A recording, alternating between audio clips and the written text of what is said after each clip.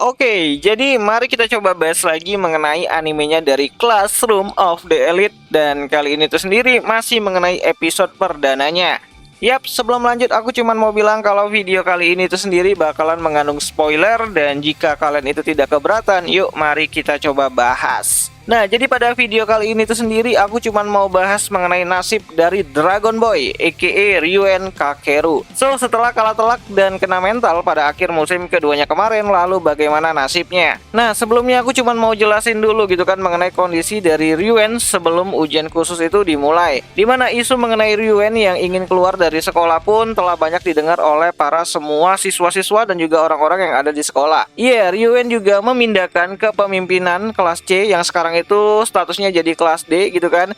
Dan Ryuen juga dijauhi oleh semua orang karena dianggap sebagai bom waktu, baik dari kelas lain maupun dari kelasnya itu sendiri. Ya, semua anak-anak dari kelasnya mencoba untuk menjauhi dan tidak ingin terlibat dengan Ryuen setelah semester 3 itu dimulai.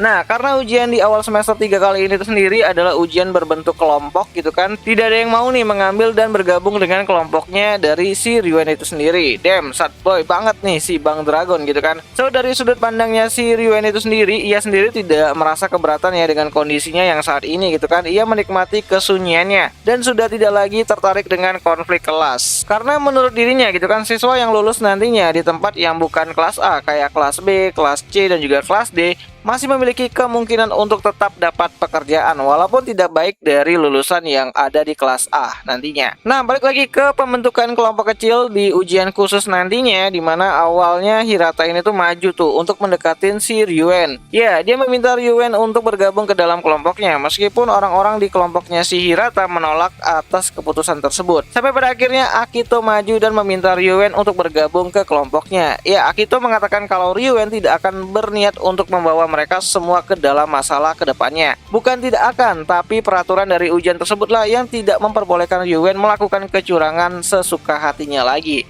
Dan Ryuen yang tidak keberatan lantas menyetujui permintaan dari Akito itu sendiri. Oh iya, alasan Akito meminta Ryuen untuk ikut dalam kelompoknya adalah karena kelompok Akito sedang mengalami kekurangan slot untuk pembentukan kelompok kecilnya.